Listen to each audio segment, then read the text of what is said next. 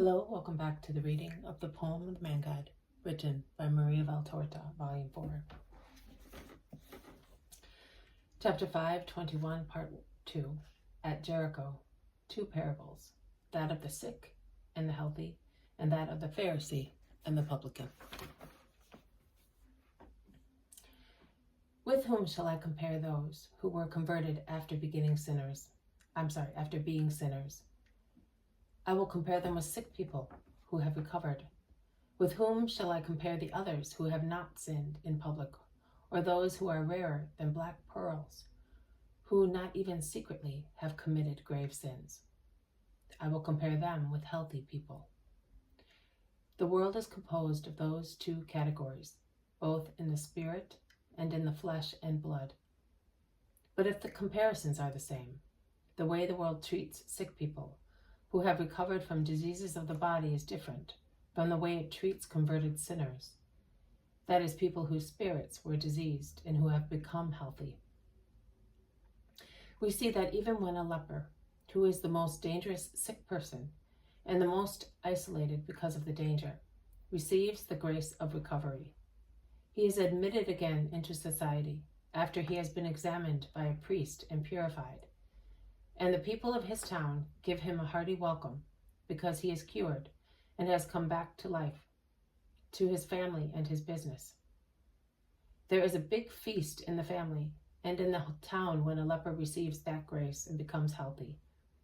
His relatives and fellow citizens vie in taking various things to him, and if he is all alone, without home or furniture, they offer him bed and pieces of furniture, and they all say, "He is held dearest by God. His hand has cured him. Let us therefore honor him, and we will thus honor him who created and recreated him." It is right to do so.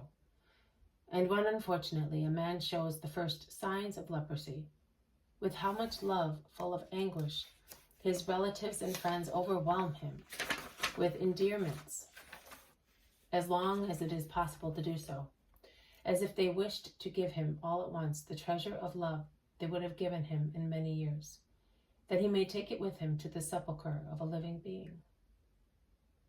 But why do they not do so with the other sick people? A man begins to commit sins. His relatives, and above all his fellow citizens, notice that. Why then do they not try to tear him away from sin with loving efforts?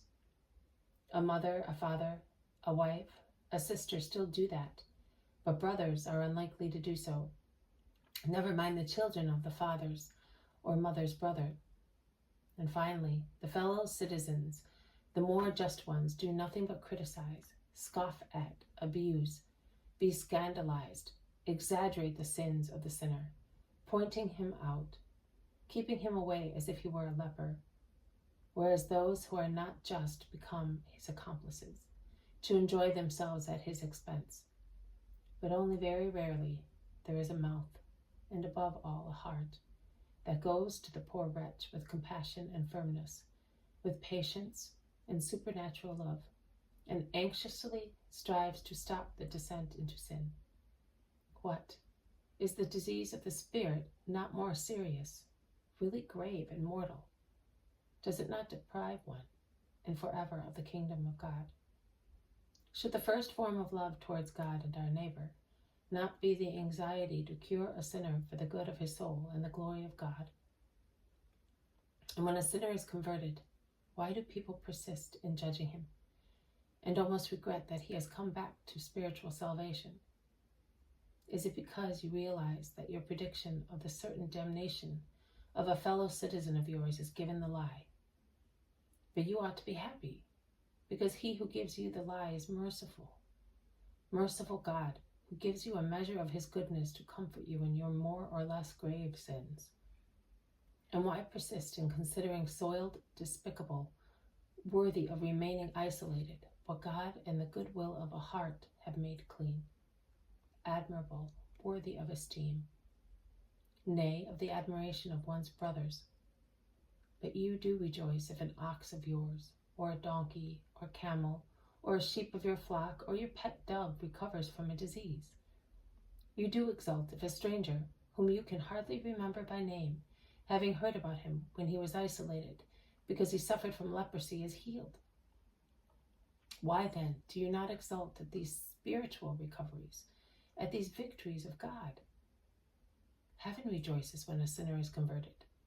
Heaven, God, the most pure angels, who do not know what it is to commit sin. And do you men, want to be more intolerant than God? Be honest-hearted and recognize the presence of the Lord, not only in the clouds of incense and in the songs of the temple, in the place where only the holiness of the Lord and the high priest must enter and ought to be as holy as indicated by its name, but also in the wonder of these spirits which have risen again, and of these reconsecrated altars on which the love of God descends with its fire to consume the sacrifice. Jesus is interrupted by the mother seen previously, as with cries and blessings she wants to worship him. Jesus listens to her, blesses her, and sends her back home, resuming his interrupted speech. And if the behavior of a sinner was once the cause of scandal to you, whereas now it is an edifying example, do not mock at it, but imitate it, because no one is ever so perfect as to make it impossible for another person to edify him. And good is always a lesson to be accepted, even if it is given by one who was once blameworthy. Imitate and help him, because by doing so you will glorify the Lord and prove that you have understood the word. Do not be like those whom you criticize in the secret of your hearts, because their actions do not correspond to their words. But let each good action of yours be the crowning piece of each good word of yours. And then you will really be looked at and listened to benevolently by the Eternal Father. Listen to this other parable to understand which things are of value in the eyes of God. It will teach you to rectify a bad thought often found in many hearts. Most men are their own judges, and considering that one man only in 1,000 is humble, it so happens that each man considers himself the only perfect one, whereas he finds hundreds of faults in his neighbor.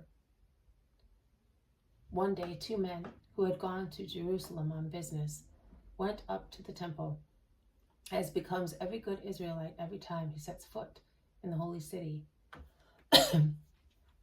One was a Pharisee, the other a Publican.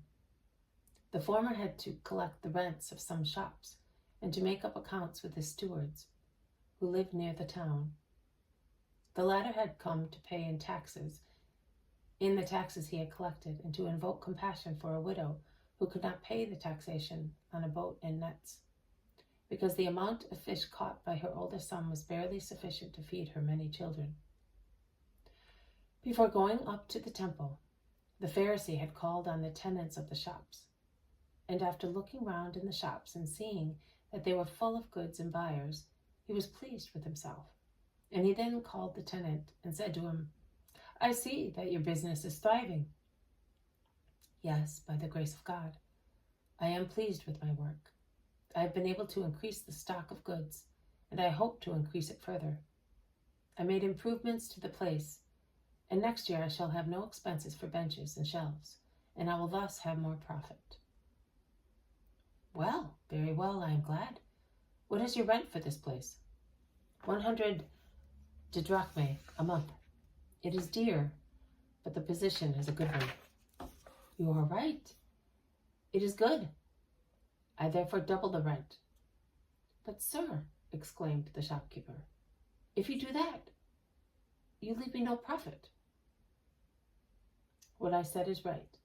Have I to make you rich with my property? Be quick.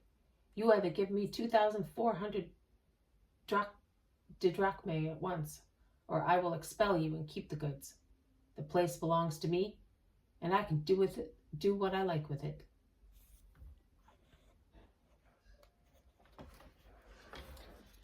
This has been a reading from the poem of the Man God, written by Maria Vol4-Ch521Pt2-Parables, Volume 4, Chapter 521, Part 2, At Jericho, 2 parables, that of the sick and the healthy, and that of the Pharisee and the Publican.